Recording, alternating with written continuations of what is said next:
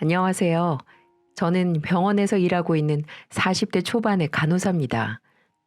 병원만큼 사람 일 알 수 없는 곳이 또 있을까요? 같은 병을 알아도 누구는 수술만 하면 살 수 있고 누구는 손쓸 틈도 없이 죽음의 문턱을 넘나드는 곳이니까요. 죽음에는 편작도 할 수 없다고 천하의 명의가 와도 살릴 수 없는 사람들을 보며 삶이 참 허망하다는 생각을 하기도 했습니다. 이런 생각은 제가 중학교 다니던 시절에도 했던 적이 있었어요. 그때 아버지가 갑작스럽게 심근경색으로 쓰러지셔서 병원으로 옮겨졌지만 결국 젊은 나이에 돌아가셨거든요. 그러다 보니 엄마는 아버지와 산 세월보다 저희 삼남매와 살았던 세월이 더 길었죠. 혼자서 딸 둘에 아들 하나 키우시느라 고생도 참 많이 하셨어요. 다들 그러잖아요. 첫째 딸은 자식이지만 남편 같기도 하고 친구 같기도 한 사이라고요. 동네에서 국밥집을 하면서 지문이 닳도록 힘들고 억척스럽게 저희를 키워낸 분입니다. 친구들은 학교 끝나고 335 모여서 놀러 가는데 저는 남동생, 여동생 데리고 집으로 가기 바빴습니다. 내 준비물은 못 챙겨도 동생들의 준비물은 한 번도 빠뜨린 적 없이 챙겼습니다. 그땐 내가 안 하면 엄마가 힘드시니까 본능적으로 동생들을 챙겼던 것 같네요. 동생들 밥까지 챙겨주고 나면 엄마 식당으로 가는 게 어느덧 일상이 되곤 했습니다. 항상 늦은 시간까지 식당에서 일하는 엄마를 도와주려고 가면 저를 본 엄마는 저에게 말했어요. 왜 또 왔어? 집에서 공부하라니까. 내 할 일은 다 했으니까 엄마 일 도와주려고 왔지. 저를 보고 걱정하듯 말하는 엄마에게 너스레를 떨며 앞치마를 둘러매고 홀서빙을 도왔습니다. 엄마를 도울 수 있는 일이 있어서 좋기만 하더라고요. 그리고 식당이 끝나면 엄마와 손잡고 집으로 가는 길이 참 행복했습니다. 늘 바빠서 집에 늦게 들어오는 엄마랑 가장 오래 대화할 수 있는 시간이었거든요. 아직 어린 동생들에게도 못할 이야기도 저에게는 다 털어놓곤 하셨죠. 한 번은 식당이 너무 바빠서 제가 온 것도 모르고 일만 하던 엄마는 그날 장사를 끝내고 저에게 말하더군요. 엄마가 못나서 우리 딸 고생만 시키는 것 같아서 미안해. 뭐가 미안해. 당연히 내가 도와줘야지. 나중에 내가 꼭 성공해서 엄마한테 힘 안 들게 효도할 거야. 아휴, 내 딸이 언제 이렇게 컸어. 이렇게 엄마 생각도 다 해주고. 엄마는 그런 저를 보며 눈물을 닦으셨어요. 그때는 엄마가 왜 우시나 잘 몰랐습니다. 그런데 제가 이혼하고 애들 둘을 혼자 키우다 보니까 알겠더군요. 3년 전 남편과 이혼하면서 혼란의 시기를 겪었던 아이들이 어른스럽게 크는 걸 보면 마음이 아픕니다. 애들은 애들다워야 하는데 때 한 번 쓰지도 않고 어른스럽게 크는 모습이 제 탓인 것만 같으니까요. 애를 낳아봐야 부모 마음 안다고 제가 딱 그렇게 살고 있어요. 지금 이렇게 사연을 쓰게 된 것도 이제는 그래도 많이 괜찮아져서 보낼 수 있었습니다.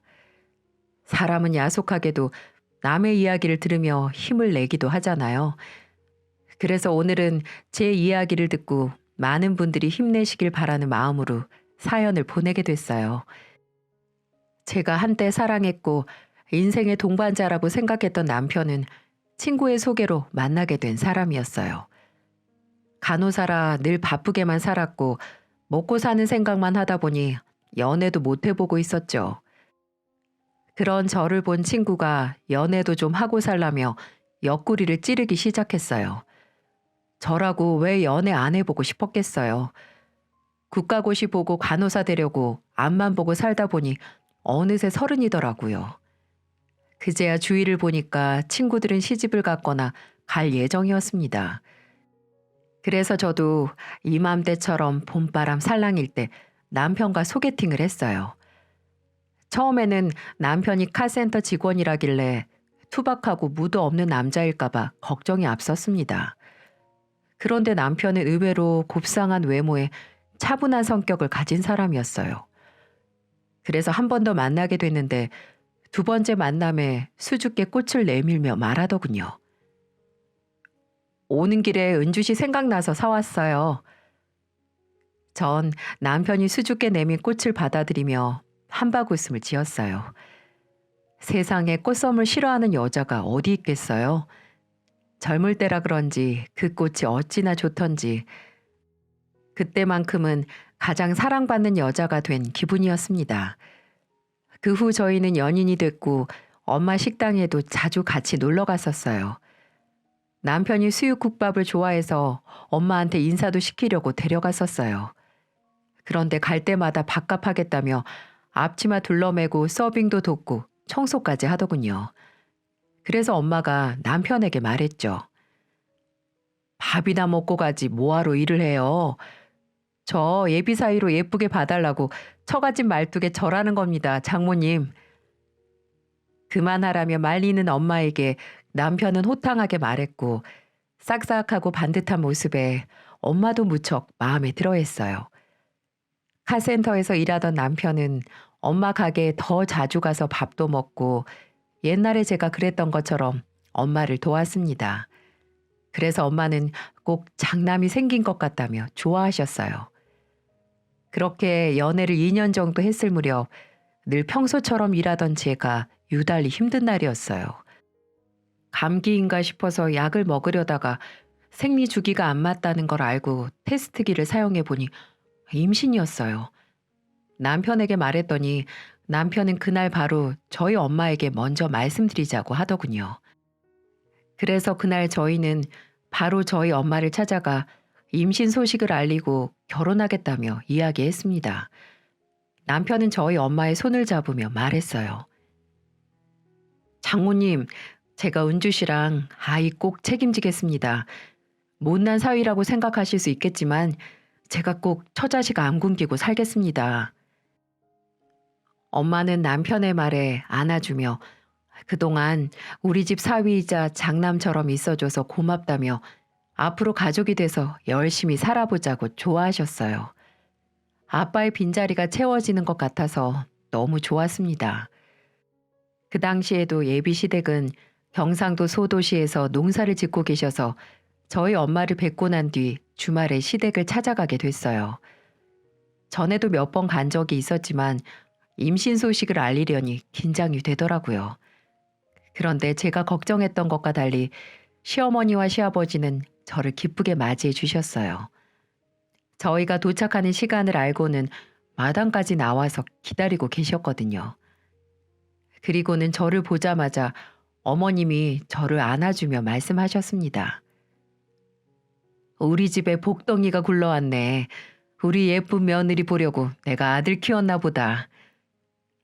알고 보니 어머님은 태몽을 꾼 것 같다며 남편한테 전화를 했었는데 그때 남편이 어머님께 말했던 겁니다.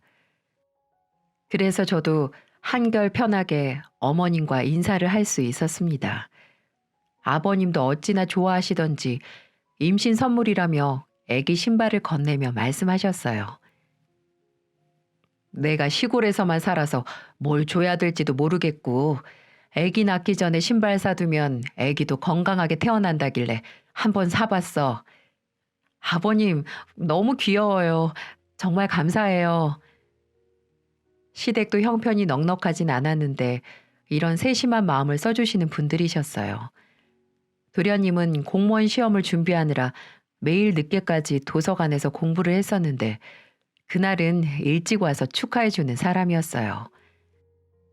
주위 사람들이 시댁이랑만 잘 지내도 결혼의 절반은 성공한 거라며 절 부러워하기도 했었어요.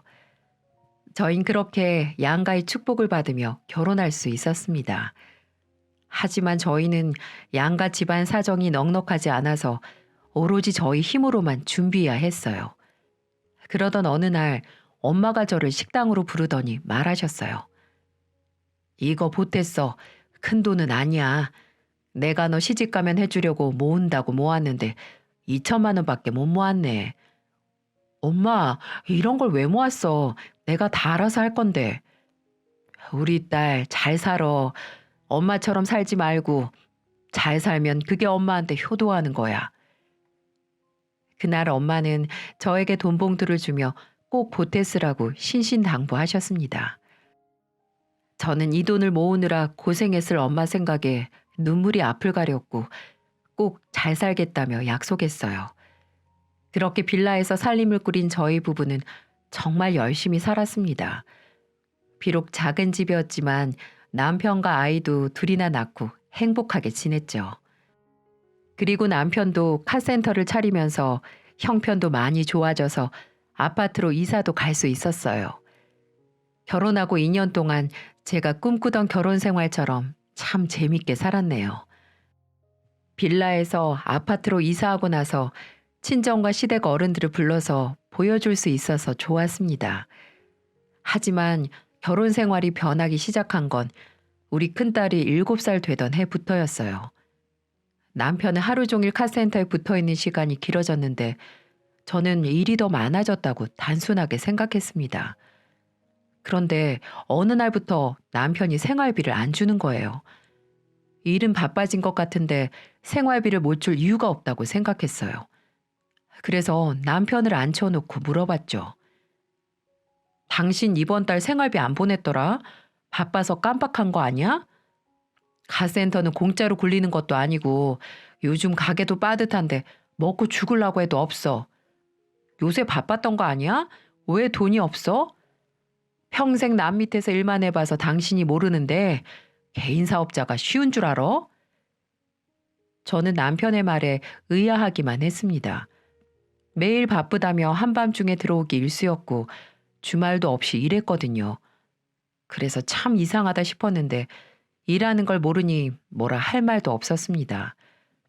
그러던 어느 날 첫째가 유치원 차에서 내리고 뒤에 오던 차에 치여 교통사고를 당하는 일이 생겼어요. 꽤 큰 사고라 병원에서 수술까지 받을 정도로 큰 사고였어요. 정신이 하나도 없고 남편에게 전화를 거는데 통 전화를 안 받는 거예요.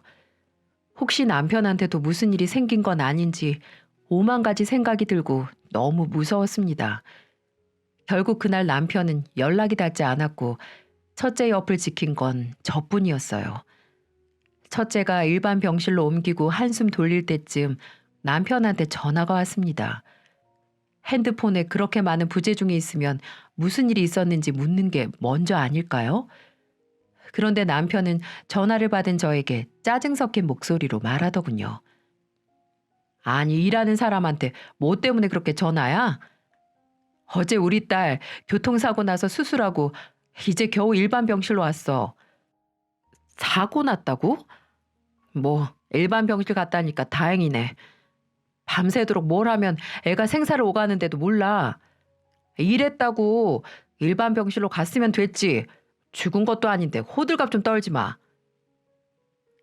남편은 신경질적으로 말하더니 전화를 끊어버렸어요. 저는 기가 막혀서 간병인에게 아이를 맡기고 카센터를 찾아가 봤습니다. 생활비도 못 줄 정도로 빠듯하다면서 뭐가 그렇게 바쁜지 두 눈으로 봐야겠더군요. 부랴부랴 카센터를 갔는데 남편은 술에 잔뜩 취한 모습으로 사무실에 널브러져 있었습니다.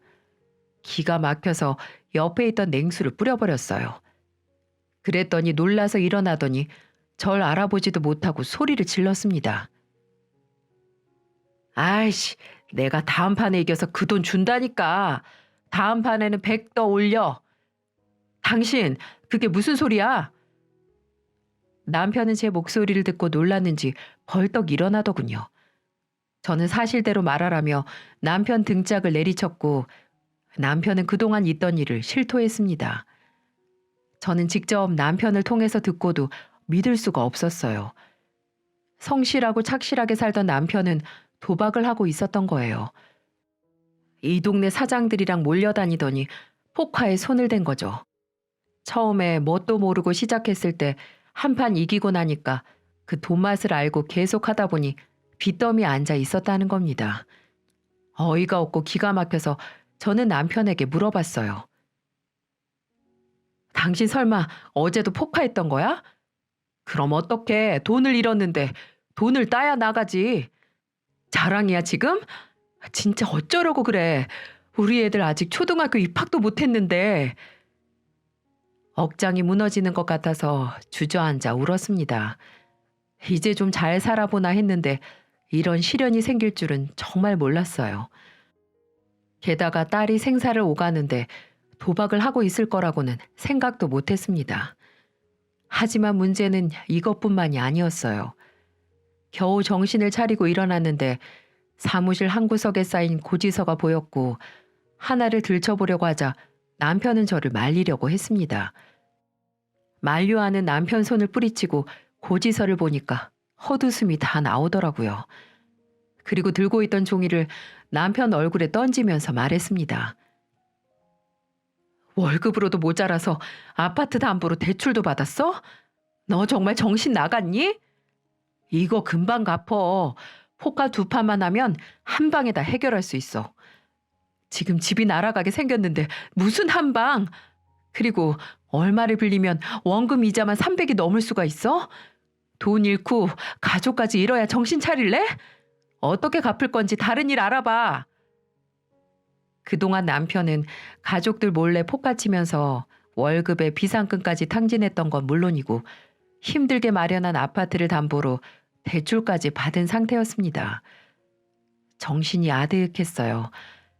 그러면서도 끝까지 정신 못 차리고 한 방을 말하는 남편을 보니까 답답했고 카센터 일만 해온 사람이니 다른 사업장에 취업이라도 하길 바랬습니다.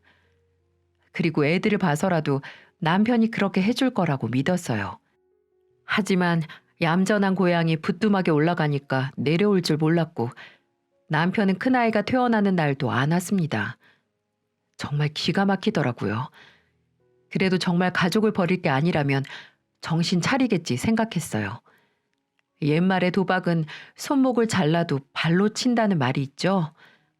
제가 남편 월급 통장을 빼앗자 그야말로 술독에 빠지더군요. 남편이 일을 안 하니까 통장 잔고는 늘 바닥이었고요. 그나마 제가 간호사로 일을 하고 있어서 애들이랑 생활비는 충당할 수 있었습니다. 그러던 어느 날 남편 생일이라고 엄마가 아침 일찍 왔었어요. 매년 챙겨줬던 일이라 그때도 어김없이 오셨던 거죠. 하지만 남편은 전날 과음을 하고 돌아와서 엄마가 오는지도 모르고 퍼질러 자고 있었습니다. 엄마는 요새 많이 바쁘냐며 물으셨는데 자세히 말할 수 없어서 그렇다고만 대답했어요. 잠시 후 남편이 일어나서 안방을 나왔는데 반갑게 인사하는 엄마를 보자 인상을 쓰며 말하더군요. 장모님, 아침부터 이렇게 찾아오지 마세요. 불편해 죽겠는데 노인네가 눈치가 없어서. 그리고 수육국밥 좀 그만 끓여요. 언제적 국밥이야 진짜. 저는 남편의 말에 그동안 쌓여온 분노까지 터지면서 뺨을 때리며 말했습니다. 뭘 잘했다고 입을 놀려? 주는 대로 먹어. 당신이 지금 찬밥 더운 밥 가릴 처지야? 이게 진짜 돌았나? 남편의 뒤통수를 부여잡으며 저를 보고 이를 갈듯 말했고 그런 남편을 보고 엄마가 화를 내며 말했어요. 자네, 지금 내 앞에서 뭐 하는 거야? 불만이 있으면 나한테 말해. 에이, 이놈의 짓구석. 내가 나가든지 해야지. 이러니 내가 속이 터져서 못 살겠다. 엄마의 호통에 남편은 머리를 신경질적으로 털며 집을 나가버렸어요. 엄마는 처음 보는 광경에 무슨 일이냐고 물으셨지만 저는 사실대로 말하지는 못하고 요즘 카센터가 힘들다며 둘러댔습니다. 하지만 엄마는 딸 걱정도 모자라 사위 걱정까지 하고 계셨어요. 힘들수록 서로 다독이라며 말하는데 참 할 말이 없더군요. 그저 걱정을 끼쳐드리기 싫었는데 면목이 없었습니다. 결국 그날 엄마가 한 아침밥은 저랑 큰딸, 둘째 아들이 다 먹었어요. 엄마를 안심시키고 겨우 돌려보내고 한참 뒤 남편이 돌아왔더군요. 뭘 잘했다고 오자마자 거실에 누워서 TV를 켜고 눕더군요. 그런데 둘째 아들이 남편에게 가더니 이렇게 말하는 겁니다. 아빠, 생신 축하드려요. 그리고 힘내세요. 사랑해요. 둘째 아들은 남편에게 가서 하트까지 그려가며 말하는데 남편이 뭐라고 했는 줄 아세요? 자기 앞에 서 있는 아들에게 호통을 치며 말했습니다. 야, 재수 없으니까 저리 가. 너만 보면 돈 달라는 돈벌레 같아. 내가 죽어라 돈 벌면 뭐해? 다 줄줄 새어나가는데. 세상에 자기 자식한테 돈벌레라고 하는 미친 인간이 또 있을까요?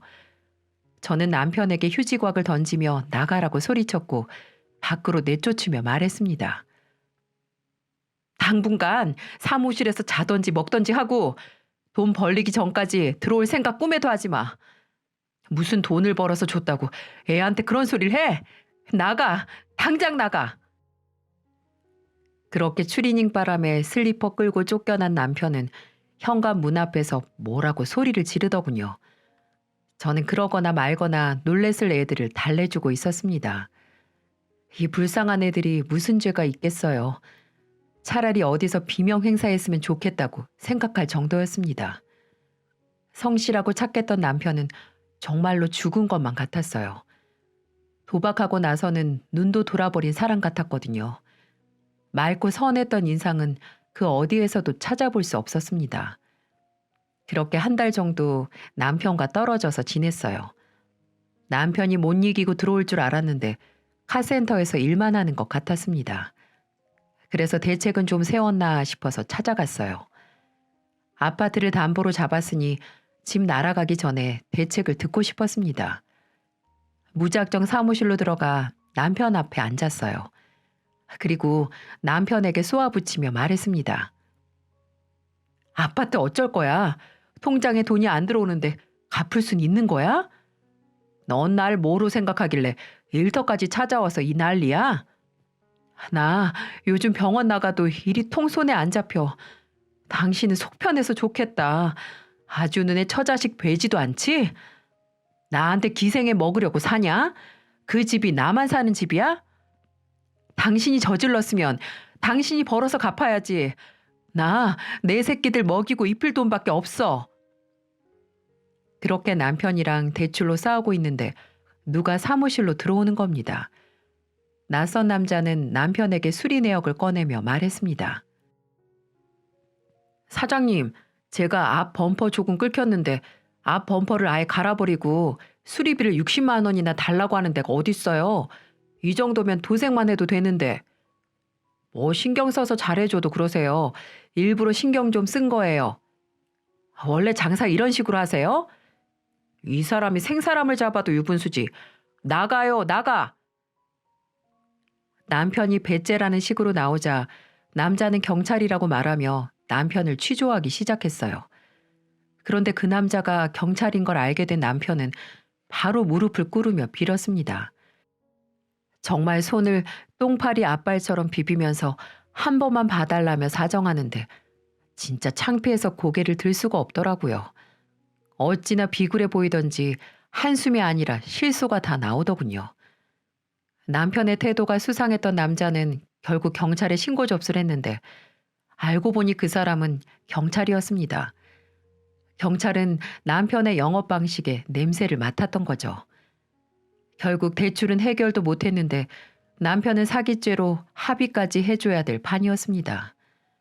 그동안 남편은 카센터에서 수리 맡기러 온 고객들한테 사기를 치고 있었는데 꼭 교체하지 않아도 될 부품도 싹 다 갈았던 거죠. 심지어는 고치지 않았던 항목까지 넣어서 청구한 건도 있었습니다. 정말 고객을 상대로 사기를 치고 있었어요. 사람 일 아무도 모른다지만 이렇게 막 나갈 인생이 또 있을까요? 정말 귀신이라도 씌인 사람이면 굿이라도 해보겠는데 남편을 보면 대체 답을 찾을 수가 없었습니다. 정말 앞길이 까마득했어요. 그 옛날 성실하고 착하게 살던 남편은 죽고 없다는 걸 그때 깨달았습니다. 결국 남편은 빚더미에서 벌금까지 때려맞고 피해자들과 합의까지 해줘야 될 지경에 이르렀어요. 당시의 남편을 떠올리면 자승자박이라는 말만 떠오릅니다. 사기 사건이 단순 합의로 끝날 일이면 그나마 다행이었을 텐데 동네 장사다 보니 소문도 빨리 퍼졌어요. 그걸 제일 먼저 알게 된 게 제 여동생이었고 걱정스러운 목소리로 전화를 해서 말하더군요. 언니, 형부 괜찮아? 지금 맘카페 뒤집어졌어. 맘카페? 미치겠다 정말. 나도 볼게. 엄마한테 말하지 말고 최대한 모르게 해줘. 부탁할게. 여동생한테 신신당부하고 끊자마자 카페를 접속해 보니 이미 카페 게시글은 카센터 이야기로 도배된 상태였어요. 제목이 하나같이 사기라는 말로 가득했습니다.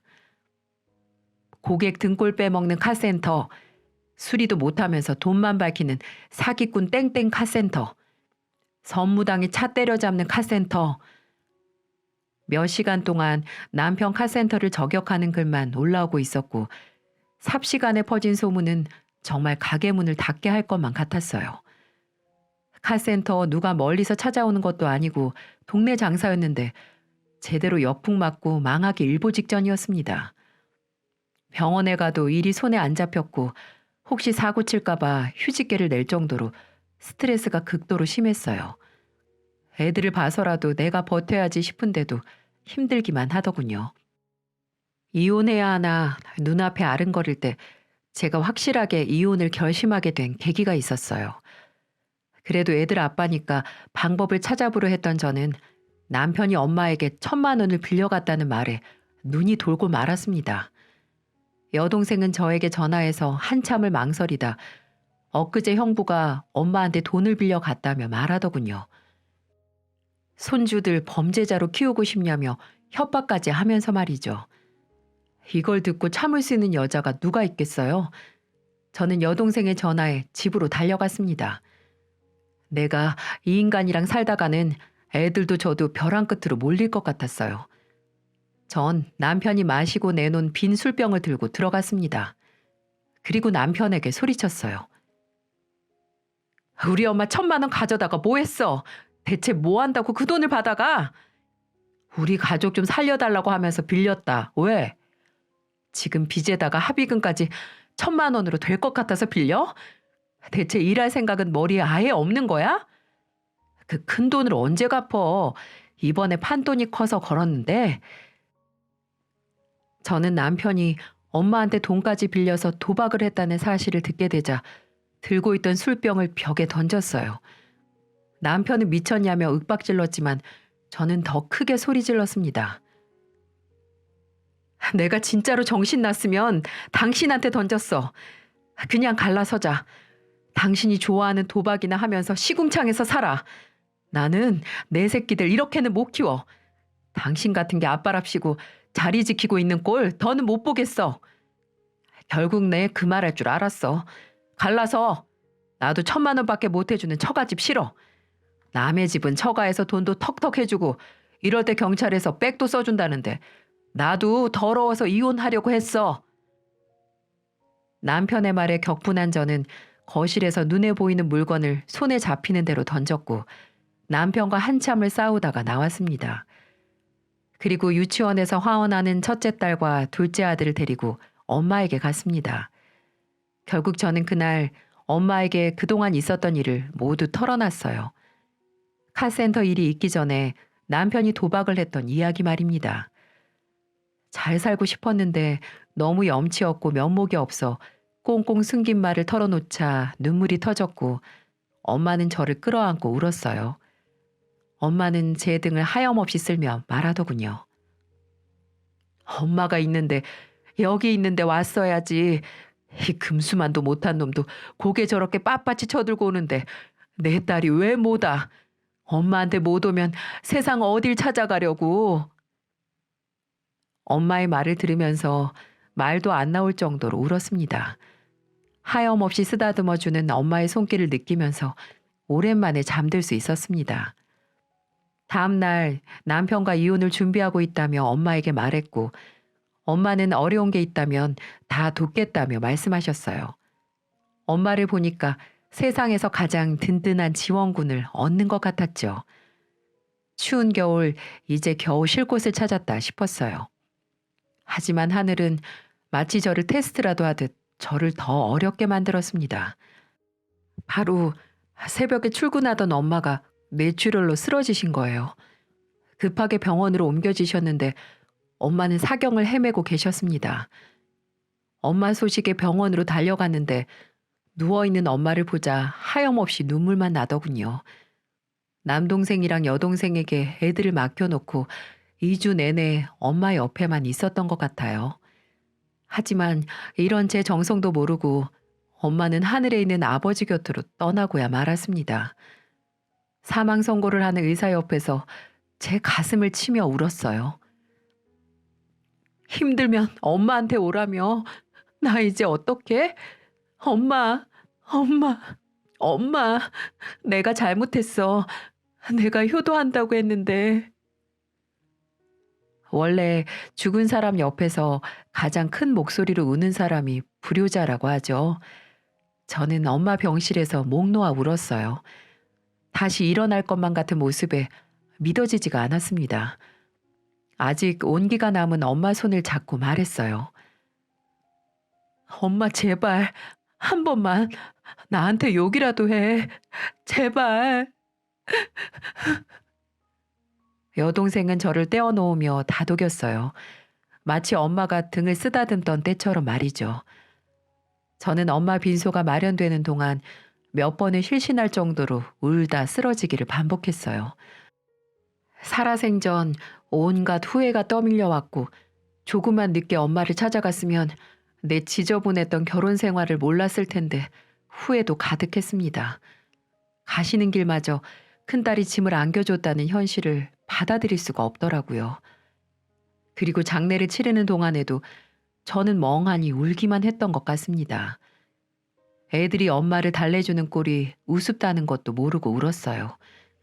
나중에는 눈도 너무 부어서 눈을 아예 뜰 수 없는 지경이었습니다.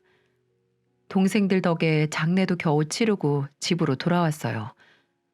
집으로 오자 금방이라도 엄마가 나올 것만 같았습니다.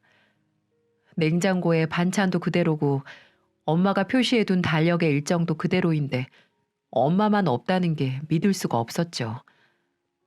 여동생이 놓아두고 간 엄마 영정사진을 보자 엄마와 함께했던 어린 시절이 떠올라서 액자를 끌어안았습니다.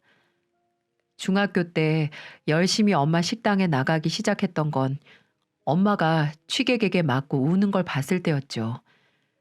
술 취한 취객이 깽판 치고 간 자리에는 엄마가 울고 있었고 전 엄마한테 달려가서 엄마를 감쌌습니다. 그때부터 엄마 식당에는 저랑 늘 세트로 있었던 기억이 떠올랐어요. 게다가 엄마는 무릎이 아파도 파스 하나 붙이고 쉼없이 일만 했죠. 그런 엄마에게 저는 마지막인 줄도 모르고 도와달라고 했다니 저는 정말 엄마 인생의 5점이라고만 생각했습니다. 한참을 울고 있는데 여동생이 저를 말리며 말했어요. 언니 그만해. 엄마한테 더 걱정 끼치기 싫으면 형부랑 이혼부터 깔끔하게 해. 형부 또 왔어. 나 애들 데리고 나가 있을게. 정신 똑바로 차려. 전 남편이 찾아왔다는 말에 정신이 번쩍 들었습니다. 금수만도 못한 게 무슨 낯짝으로 찾아오나 싶어서 이성을 잡고 거실로 나왔는데 정말로 거실에 떡하니 앉아있더군요. 여동생이 애들이랑 나가니까 남편은 제게 비아냥거리며 말했습니다.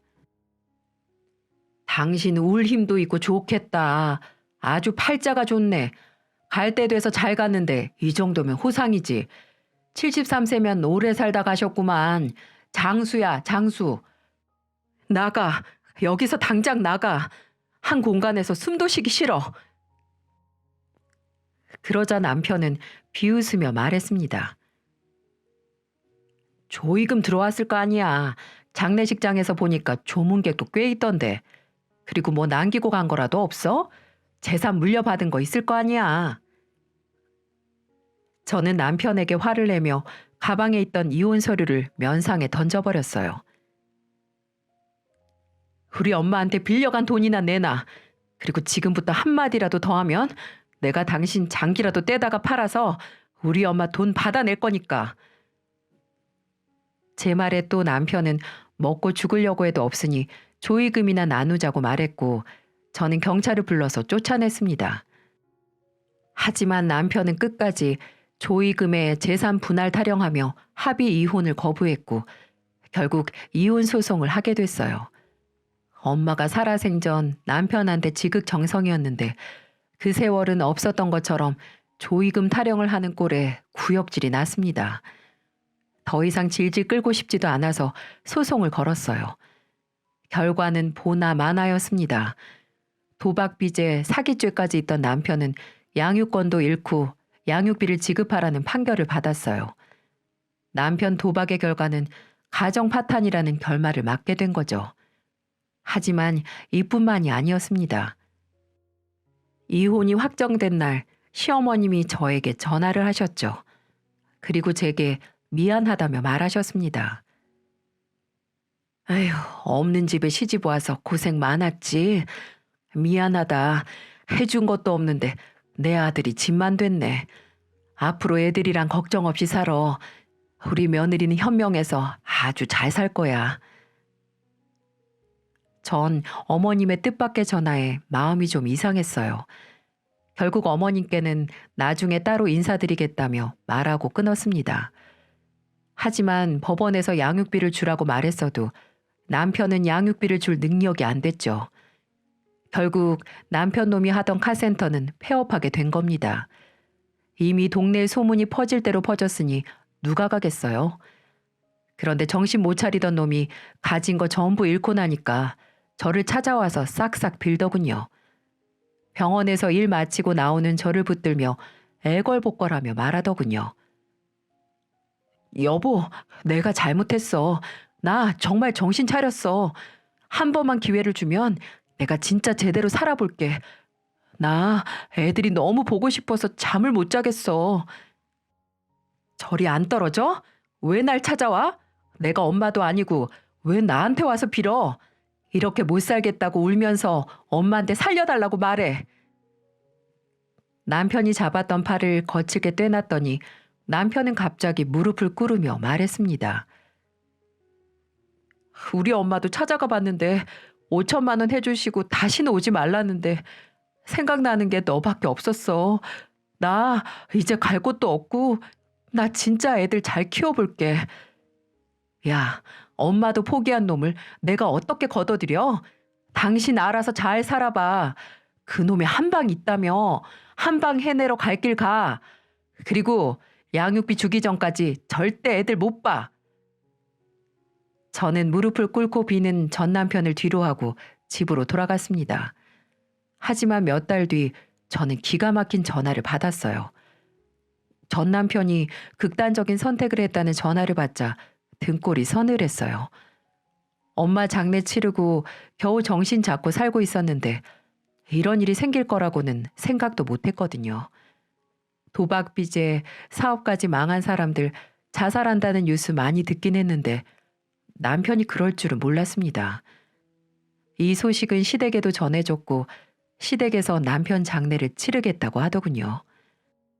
그래도 한때 같이 살 부딪히며 살던 사람이라 조문하러 갔죠.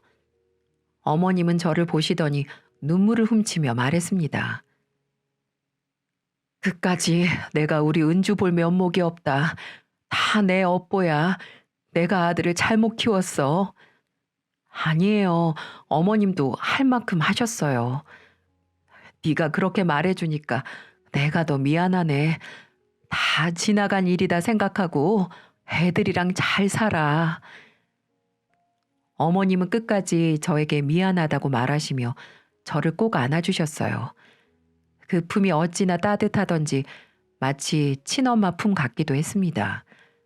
세상의 모든 엄마들의 마음은 똑같을 거예요. 자식 잘 되길 바라는 마음이죠. 하지만 제 아무리 부모라도 자식을 겉만 낳았지 속까지 낳은 건 아니라는 말이 있잖아요. 그래서 자식 일이 부모 마음처럼 안 되는 건가 봐요. 아버님도 아들을 앞세웠으니 속이 말이 아니셨겠다 싶었습니다. 저는 아버님께도 정중히 인사를 드렸고 마지막으로 애들도 친할머니, 친할아버지와 인사하며 떠나왔어요. 마지막에 제 하소연만 듣다가 떠난 엄마는 어떤 생각을 하셨을까요? 저는 남편의 장례식장에서 시댁 어른들 표정을 보면서 먼저 떠난 엄마를 한참이나 생각했습니다. 애들 잘 키워보겠다며 애들 손 꼭 붙들고 나왔는데 엄마에게는 제 마음이 전해질까요? 이제는 3년 전만큼 힘들어하지 않고 병원에서 아픈 사람 간호하며 살아내는 딸을 보고 있을까요? 엄마가 절 보고 있다면 짧은 편지를 보내고 싶습니다. 얼마 전 엄마 기일이었는데 손주들도 잘 보고 가셨나 모르겠네. 아직도 엄마라는 단어만 불러도 목이 메인다. 애들은 벌써 초등학생 돼서 어버이날이라고 카네이션도 만들어 왔어. 내가 이걸 받아도 될까? 엄마 가슴에 대못 박았는데 나는 가슴에 카네이션 달아도 되나 모르겠어. 그래서 내가 엄마 납골당에 애들이 준 카네이션 두고 왔어. 엄마한테 더 잘 어울린다. 사랑해. 난 엄마 덕에 아빠 없는 서름도 모르고 컸어. 엄마가 나한테 했던 것처럼 우리 애들도 그렇게 키울게. 사랑해요, 엄마. 내가 제일 사랑하고 존경하는 우리 엄마. 이제 자식 걱정 말고 아빠랑 둘이서 편히 쉬세요. 그리고 혹시나 남편에게도 이 사연이 닿는다면 거기서는 제발 정신 차리고 살길 바란다고 말하고 싶네요. 남편으로는 최악이었는데 그래도 애들 아빠잖아요. 그래서 꼭 정신 차리고 제발 하늘에서는 개과천선하길 바랬습니다. 저는 아이들에게도 아빠의 죽음에 대해 담담히 말해줬어요. 자세한 죽음의 원인은 알리지 않더라도 친부의 생사는 알려야겠다 싶어서 장례식도 같이 다녀왔었습니다. 그동안 남편이 도박에 빠져서 애들 돌보는 일에 소홀했던 탓에 아이들은 빈자리를 느낄 감정도 없긴 했었나 봐요. 오히려 저를 달래주려는 애들을 보자 왜 엄마가 애들은 애들답게 크라고 했는지 알겠더군요. 애들이 애답게 크는 것도 한때인데 그때를 잃게 만든 것 같아서 속상하기만 합니다. 그래도 옛말에 그런 말이 있잖아요. 잘 살아도 내 팔자, 못 살아도 내 팔자. 3년 동안 앞도 보지 못하고 지난 과거만 후회하며 살았습니다. 왜 내 팔자만 이렇게 박복한가 탓하기만 바빴네요. 왜 내 인생에는 빈틈없는 행복만 당연하게 바랬을까요? 이제는 팔자 탓하며 가슴치고 살지 않기 위해 다 받아들이고 엄마로 살기 위해 열심히 살고 있습니다. 나중에 때가 돼서 엄마를 다시 만나는 그날, 그 고난 다 이겨내고 엄마보다 더 오래 살다 왔다며 반갑게 지난 날을 이야기하고 싶어요. 꽃 기운 만연한 봄에 우중충한 긴 사연 들어주셔서 감사합니다. 제 이야기가 누군가에게 힘이 되길 바라는 마음으로 적었는데 꼭 힘이 돼서 기운 내셨으면 좋겠어요. 열심히 살다 보니 그땐 그랬지 하고 웃는 날도 찾아온 제가 산 증인입니다. 그러니까 모두 힘겨운 시간 잘 이겨내시길 바랄게요. 힘내세요.